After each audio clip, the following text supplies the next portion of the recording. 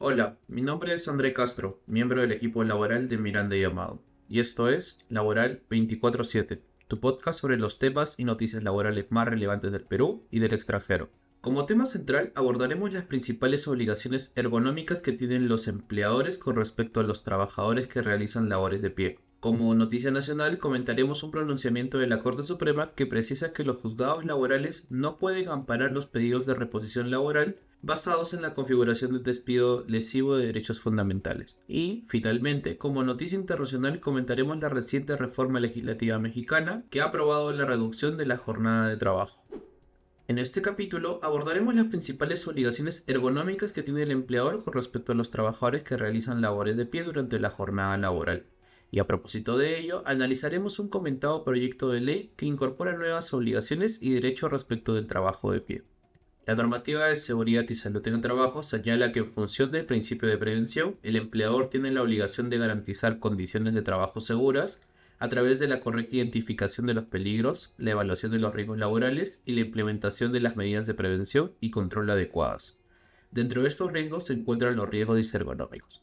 De cara al trabajo de pie, recordemos que la normativa de ergonomía peruana señala que cuando un trabajador realice trabajo de pie, se debe cumplir, entre otras, con las siguientes obligaciones. 1. Se debe verificar que las características de la superficie de trabajo sean compatibles con el tipo de actividad que se realiza, diferenciando entre trabajos de precisión, trabajos de fuerza moderada o trabajos de fuerzas demandantes. 2. Se debe evitar que en el desarrollo de las tareas se utilice la flexión y torsión del cuerpo de forma combinada. 3. Se deben colocar asientos para que los trabajadores descansen durante sus pausas. Y 4. Se debe brindar formación e información adecuada o instrucciones precisas en cuanto a las técnicas de posicionamiento, postura y manipulación de equipos, con el fin de salvaguardar la salud de los trabajadores. Ahora bien, recientemente el Pleno del Congreso ha aprobado por unanimidad el dictamen que propone la ley que garantiza el derecho al descanso sentado en los centros de trabajo, iniciativa legislativa prevista en el proyecto de ley 13.572/2025 CR, la cual ha sido remitida al Poder Ejecutivo para su promulgación y publicación. La referida propuesta legislativa tiene como finalidad garantizar que los trabajadores que realizan labores de pie de manera prolongada cuenten con sillas o asientos adecuados que les permitan alternar la postura durante la jornada laboral en resguardo de su salud, dignidad y productividad. Asimismo, su ámbito de aplicación comprende a todos los centros de trabajo públicos y privados en los que las personas trabajadoras deban permanecer de pie por periodos continuos iguales o mayores a 3 horas durante la jornada.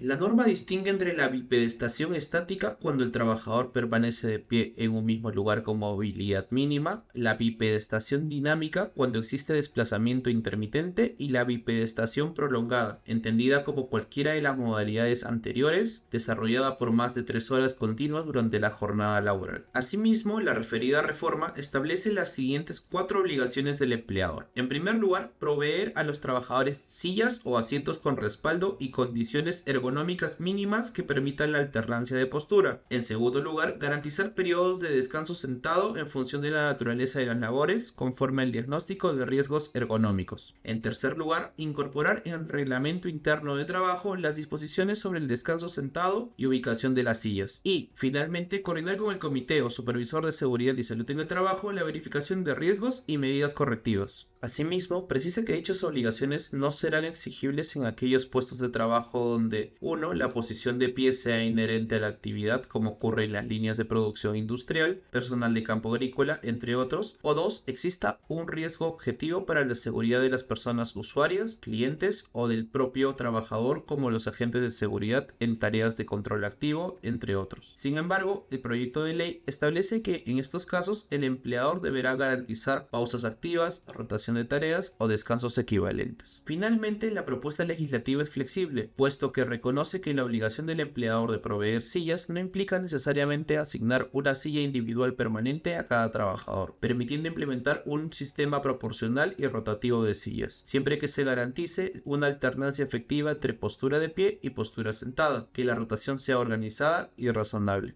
En conjunto, todas estas medidas evidencian que nuestra normativa no solo busca prevenir los riesgos derivados del trabajo en pie prolongado, sino también garantizar condiciones de trabajo más seguras, dignas y compatibles con la salud de los trabajadores. Ciertamente nos encontramos frente a un marco normativo cada vez más exigente en materia de identificación de peligros y prevención de riesgos, lo que implica la necesidad de gestionarlos con especial atención. ¿En tu organización cuentan con trabajadores que realizan trabajo de pie? De ser el caso, ¿qué medidas de control vienen aplicando para el resguardo de su seguridad y salud? La noticia laboral del Perú se refiere a una reciente casación de la Corte Suprema que precisa que el despido lesivo de derechos fundamentales no puede ser utilizado como una categoría autónoma o genérica para solicitar la reposición en el puesto de trabajo si no se identifica con claridad si estamos ante un despido nulo, incausado, fraudulento u otra figura reconocida por la ley o la jurisprudencia vinculante. En este caso, una trabajadora solicitó su reposición alegando que había sido víctima de un despido lesivo de derechos fundamentales. El problema fue que esta última categoría no fue delimitada con claridad. No se explicó cuál era el sustento jurídico, cuáles eran sus presupuestos, ni qué efectos concretos producía. La Corte Suprema llamó la atención sobre este punto y señaló que los jueces laborales no pueden amparar una reposición bajo la fórmula genérica de despido lesivo de derechos fundamentales, pues ello implicaría crear una categoría de despido no prevista en la ley ni en la jurisprudencia constitucional vinculante. En otras palabras, la Corte no está diciendo que un despido no pueda afectar derechos fundamentales. Lo que está expresando es que esta afectación debe encajar en una modalidad jurídicamente reconocida y ser planteada con precisión, porque de lo contrario se afecta el derecho de defensa y el deber de motivación de las resoluciones judiciales. Por eso, en el caso concreto, la Corte Suprema anuló lo actuado hasta la audiencia de juzgamiento, para que se requiera a la demandante que precise en función de qué modalidad de despido pretende su reposición. Este criterio es relevante, porque refuerza una idea clave. No basta con alegar de manera amplia que el despido afectó derechos fundamentales. La demanda debe precisar qué tipo de despido se discute, cuál es su sustento y qué consecuencias jurídicas se solicita. ¿Tu empresa enfrenta demandas de reposición con pretensiones formuladas de manera genérica? Entonces vale la pena revisar si la demanda realmente delimita la modalidad de despido que se está discutiendo, para perfilar la defensa judicial.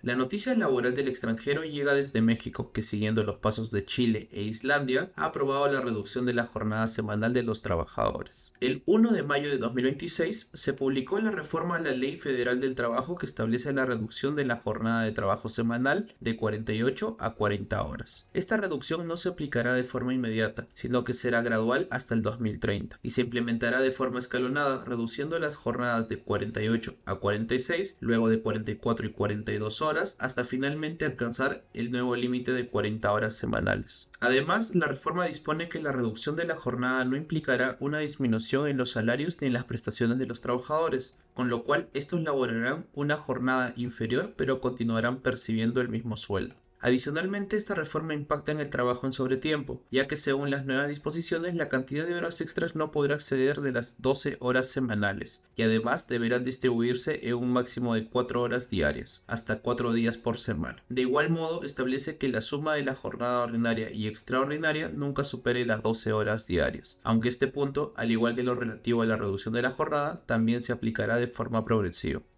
Gracias por escuchar este capítulo de Laboral 24/7. Si te gustó, síguenos en YouTube, Spotify o suscríbete en Apple Podcast. En el blog de Miranda y Amado podrás encontrar los links a las noticias laborales que hemos comentado. Finalmente, no te olvides de suscribirte a nuestro WhatsApp corporativo. Hasta la próxima.